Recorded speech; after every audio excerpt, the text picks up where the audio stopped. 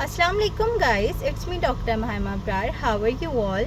आज मैं आप लोगों को बताऊंगी फॉलिक एसिड टैबलेट के बारे में कि ये होती क्या है, इसके यूजेस क्या हैं, बेनिफिट्स क्या हैं, साइड इफ़ेक्ट्स क्या हैं, मेल्स और फीमेल्स में इसका क्या यूज़ होता है, प्रेगनेंसी में ये क्या यूज़ होता है। तो आइए वीडियो स्टार्ट करते हैं। सबसे पहले मैं बात करूंगी कि फॉलिक एसिड होती क्या है। फॉलिक एसिड जो है हमारे पास फौलाद होता है, इसको हम विटामिन B9 भी कह रहे होते हैं। ये हमारे पास सिंथेटिक फॉर्म और फॉलेट में प्रेजेंट होती है। ये हमारे पास इजीली फ्रूट्स में प्रेजेंट नहीं होती, इसी वजह से हमें इसको या तो सप्लीमेंट्स में लेनी पड़ रही होती है या कुछ फोर्टिफाइड फूड्स में लेनी पड़ रही होती है। इसके बहुत ज़्यादा इम्पॉर्टेंट जो है वो रोल है हमारे बॉडी फंक्शंस में, जो कि मैं आपको आगे चल के बताऊंगी।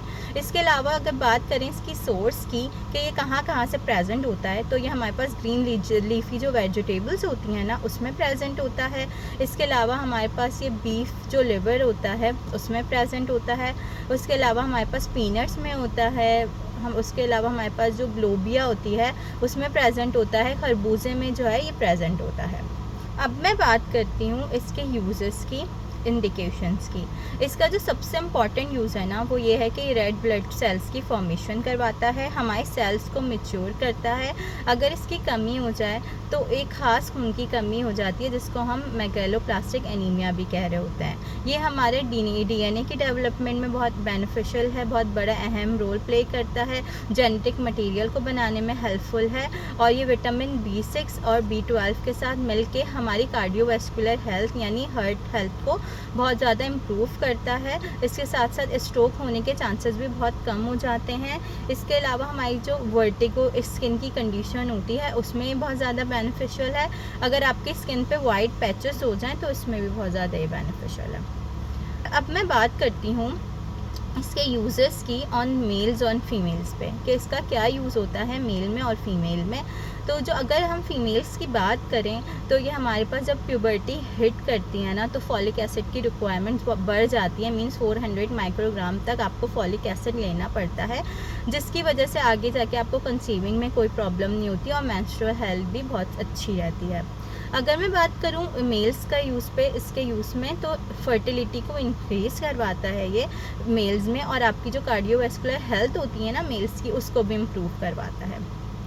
अगर मैं बात करूं ओल्ड एज पीपल्स की तो उनमें मेमोरी लॉस बहुत ज़्यादा कॉमन होता है। इसके साथ साथ उनके सोचने समझने की जो सलाहियत होती है ना वो बहुत कम हो जाती है। तो रिसर्च में ये देखा गया है कि जो लोग फॉलिक एसिड ले रहे होते हैं प्रॉपर, उनको जो है उनकी मेमोरी जो है वो बहुत ज़्यादा इम्प्रूव होती है। इसके साथ साथ उनके सोचने समझने की जो सलाहियत होती है ना वो भी बढ़ जाती है।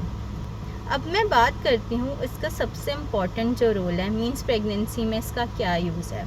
ये जो है ना जब आपकी प्रेगनेंसी होती है, मींस स्टार्टिंग के जो आपके 3 मंथ्स होते हैं ना उसमें आपको फॉलिक एसिड की रिक्वायरमेंट बहुत ज़्यादा होती है। मींस 600 माइक्रोग्राम टू 800 माइक्रोग्राम्स आपको रिक्वायरमेंट यानी आपको चाहिए होते हैं।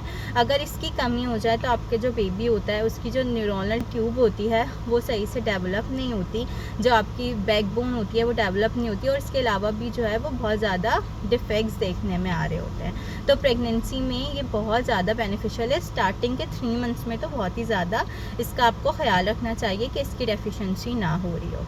अगर मैं बात करूँ इसके साइड इफ़ेक्ट्स की तो इसके साइड इफ़ेक्ट्स जो है ना वो एज सच इतने कॉमन नहीं है। मींस उसकी जो अगर आप रिकमेंडेड डोज ले रहे हैं तो इसके कोई साइड इफ़ेक्ट्स नहीं है।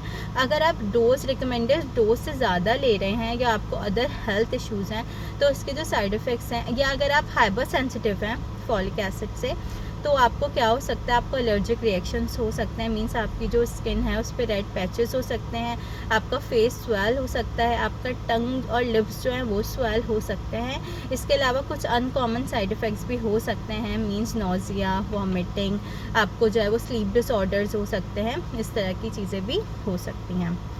अब अगर मैं बात करूँ इसके प्रिकॉशंस की तो वो क्या हैं। अगर आप एपिलेप्सी के पेशेंट हैं या आपके घर में कोई भी एपिलेप्सी का पेशेंट है तो उस कंडीशन में आपको फॉलिक एसिड नहीं लेनी होती। एक कंडीशन होती है जिसको हम हीमोलाइटिक एनीमिया कह रहे होते हैं, उस कंडीशन में ये नहीं लेनी होती। और अगर आपको बहुत ज़्यादा इसकी नीड है तो अपने डॉक्टर की रिकमेंडेशन के बगैर आपको ये नहीं लेनी, ठीक है। इसके अलावा अगर आप अल्कोहल कंजप्शन करते हैं, मींस अल्कोहल ले रहे होते हैं, तो उस कंडीशन में भी आपको फॉलिक एसिड को अवॉइड करना होता है। इसके अलावा भी अगर आप लोगों का कोई क्वेश्चन हो तो आप मुझसे कमेंट्स बॉक्स में पूछ सकते हैं। Thank you so much. अगर आपको मेरी वीडियो पसंद आई हो तो उसे लाइक करें, शेयर करें, मेरे चैनल को सब्सक्राइब करें and don't forget to press the bell icon. Thank you so much. अल्लाह हाफ़िज़।